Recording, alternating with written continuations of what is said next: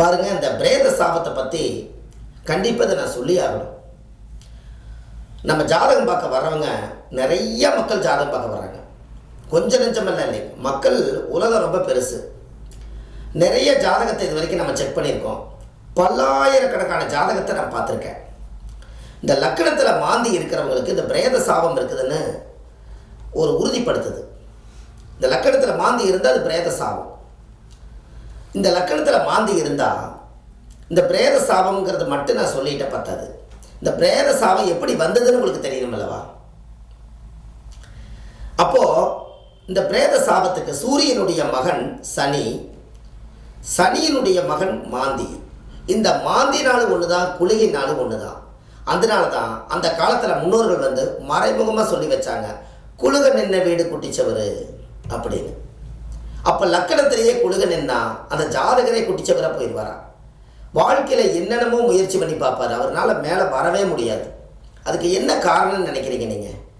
ஜாதகம் லட்டு மாதிரி இருக்குது விஷயங்கள் எல்லாமே. இதை நீங்கள் தெரிஞ்சுக்கணுங்கிறதுக்காக இந்த விஷயத்தை கூட சொல்கிறேன்.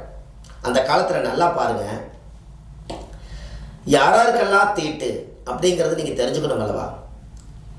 இப்போ நீங்கள் ஒருத்தர் இறந்து போனால் ஒரு 6 மாதம் அடப்பு இருக்குதுன்னு வச்சுக்கோங்க. அவிட்ட நட்சத்திரம், சதயம், பூரட்டாதி, உத்திரட்டாதி, ரேவதி, இந்த மாதிரி இது எல்லாத்துக்கும் ஒரு 6 மாதம் இந்த நட்சத்திரத்தில் பிறந்துக்கிறவங்களுக்கெல்லாம் அடப்பு. இந்த உயிர் என்ன பண்ண அப்படின்னு கேட்டிங்கன்னா, இந்த 6 மாதம் இந்த உயிர் ஏதோ இந்த பூமியில் வாழணும்னு அதோட எண்ணம், இந்த ஆத்மா அது இயங்குது. ஆனால் கடவுள் ஏதோ இறைவனை அழைச்சிட்டாரு, அந்த ஆத்மா போயிடுச்சு. ஆனால் இந்த மனசு என்ன சொல்லுதுன்னா, நான் இந்த பூமியில் இன்னும் நல்லா ரொம்ப நாளைக்கு நான் வாழணுங்கிற இந்த ஆத்மா இயங்குது. அதனால் அந்த ஏக்கம் பூர்த்தி அடையாதனால 6 மாதம் அடப்பில் போய் ஒருத்தர் இறந்து போகிறார். யார்? அந்த உறவு சம்மந்தப்பட்டவர். இவங்க என்ன பண்ணுவாங்கன்னா, அந்த காலத்தில் எல்லா உயிர் போகிறது பக்கத்தில் இருந்தால் எல்லாரும் எடுத்து அடக்கம் பண்ணி அதுக்கு உண்டான கோடி எல்லாம் போட்டு அதுக்கு உண்டான கருப்பு கருமாதி எல்லாம் செஞ்சு அந்த கர்மாவை தீர்த்து அதுக்கு உண்டான வழிமுறையை செய்வாங்க. இது நம்ம ஊர் வழக்கம். இதே ஒரு காணாத சீமையில் போய் அவர் காலமாயிட்டாருன்னா அட்ரஸும் இல்லை, அவரோட பேரும் யாருக்கு தெரியப்படுத்த முடியல, அவங்க அப்பா அம்மா யாருன்னு தெரியல, அவங்களுடைய தாத்தா பாட்டி யாருன்னு தெரியல, விலாசம் தெரியாமல் ஒரு பக்கம் ஜீவனம் தேட போனவர் இறந்துட்டாருன்னா, எந்த அட்ரஸும் இல்லைன்னா அவர் அந்த ஊருக்காரர் என்ன பண்ணுவாங்க, அடடே இப்படி ஒரு மனிதர் இறந்து போயிட்டாரே, இனி நம்ம யாருடைய ஆதரவு யாருடைய அட்ரஸும் இல்லையே, இனி இந்த இறந்த ஆத்மாவை நீ என்ன பண்ண முடியும்னு சொல்லி அங்கே ஏதாவது ஒரு எல்லா ஊர்க்காரெல்லாம் சேர்ந்து முடிவு பண்ணி விலாசம் தெரியாமல் இந்த உயிர் போகும்போது அந்த உயிர் சொல்லுமா, நான் என்னுடைய மக்களெல்லாம் நான் கஷ்டப்பட்டு வளர்த்தினேன், என்னுடைய குழந்தைகள் பேரம்பேத்திகளெல்லாம் என் தோள் மேலே ஏறி உட்காந்து விளையாண்டுது இந்த உடம்புல, என்னுடைய மாமன் மச்ச பங்காளிகளெல்லாம் என்னை வாழ்த்தி வாழ்த்தி நான் நல்ல மனுஷனாக இருந்தேன். ஆனால் இந்த உயிர் போகும்போது மட்டும் என்னோட உயிரை பார்க்குறக்கு யாருமே இல்லையேன்னு அந்த ஏக்கத்தில் இறந்துருமா. இந்த ஏக்கத்தில் இறந்துச்சுன்னா பாருங்க, இந்த உயிரோட ஆத்மா அந்த ஏக்கத்தோடு இறந்ததுனால அவங்களோட வம்சம் வழி எங்கே இருக்குதோ அந்த இடத்துல இந்த ஆத்மா போய் ஒரு கருவில் நம்மளோட கர்ம அந்த ஈமகாரியம் செய்யாத அந்த ரொம்ப ரத்த சம்பந்த உறவு இருக்கிறாங்க பாருங்கள், அவங்க வழியில் இந்த லக்கணத்தில் மாந்தி இருந்தால் பிரேத சாபம். அப்போ இது என்ன ஆயிருன்னு கேட்டிங்கன்னா, இந்த உயிர் ஆத்மா ஒன்று இழந்தால் ஒன்று உருவாகும்.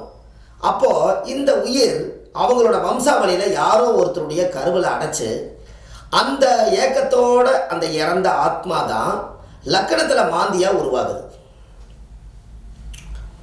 அப்போ இந்த லக்கணத்தில் மாந்தி, அதனால தான் குழுக நின்ன வீடு குட்டிச்சவர். மாந்தி என்பது பிரேத தோஷம் அப்படின்னு அந்த காலத்தில் வச்சாங்க. அது ஏன் பிரேத தோஷம்னு வச்சாங்கன்னா, எங்கேயோ கிடக்குது பிரேதம், அது விலாசம் தெரியல, அட்ரஸ் தெரியாதனால இந்த சாதிசனமெல்லாம் அங்கே போக முடியாது. அப்போ இந்த பிரேதத்தை யார் அடக்கம் பண்ணுறது?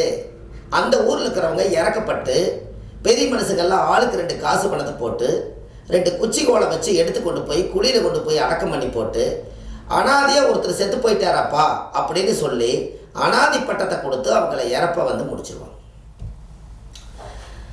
இது நம்ம போனவர் வல்லையே வல்லையே வல்லையேன்னு இந்த வம்சாவளி காணா போனவர் திரும்பி வல்லையே, இதான் இப்போ ஜீவனம் தேட போனார் மனுஷன் வல்லையே வல்லையேன்னு இவங்க ஒரு ஏக்கத்தில் உட்காந்துக்கிட்டு 1 வருஷம் 2 வருஷம் 5 வருஷம் 10 வருஷம் எல்லாம் சொல்லி சொல்லி பார்த்துட்டு கடைசியில் ஆளே காணாமல் போயிட்டாரு, அவர் இருக்கிறாரா இல்லையான்னு கூட தெரியல, இறந்துட்டாரான்னு தெரியல, திதி தர்ப்பணம் கோடி கொள்ளி யார் போடுறதுன்னு தெரியல, அவர் உயிரோடு இருக்கிறாரான்னு இல்லாமல் இந்த ஈமகாரிய சடங்கு அந்த குடும்பத்துக்குள்ளே அப்படியே நின்றும்.